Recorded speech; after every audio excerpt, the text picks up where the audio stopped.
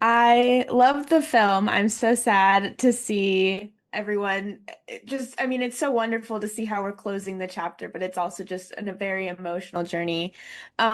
Hugh, I wanted to go to you and ask, your character is notably very stubborn, and the show tries to bring a lot of change. So how do you feel he is handling that, especially since this time around, I think he's leaning a lot on the woman of the household to kind of lead the way?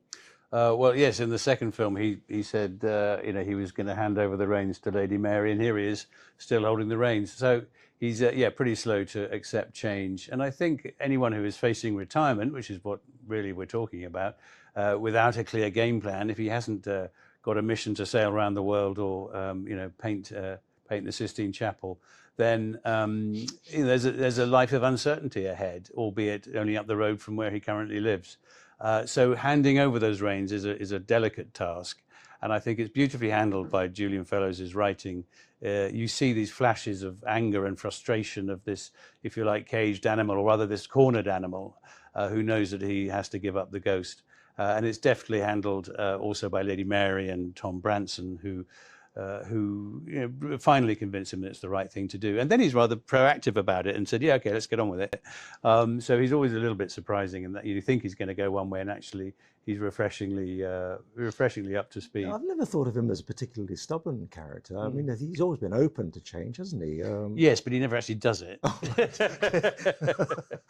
All talk, no action. Yeah, pretty much. The show also, I feel like, is full of surprises in that it's, portraying society, but it also is always bringing in so many points to show queer people, to show, women and what they're up to at this time, and to really show change. Oh, well, change, which is sometimes uncomfortable, has always been something that Julian has wanted to explore. I think of that. Of the episodes where we had the black jazz singer, and the impact that had, just his presence downstairs had in the room. And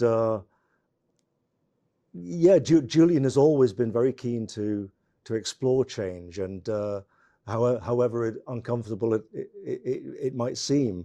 And that's been one of the glories of the show, I think. And that's one of the reasons I think the audiences have taken to it, because it does dare to sort of show how uncomfortable sometimes change can be.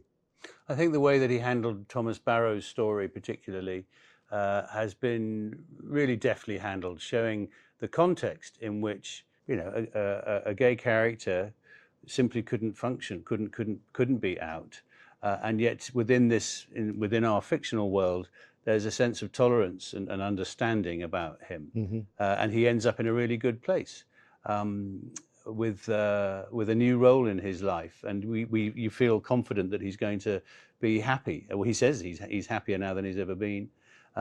So I think Julian Fellowes writes with enormous compassion about all sectors of society and all those who are going through trial and tribulation, whether it's a gay character who can't be gay in that era, it was illegal.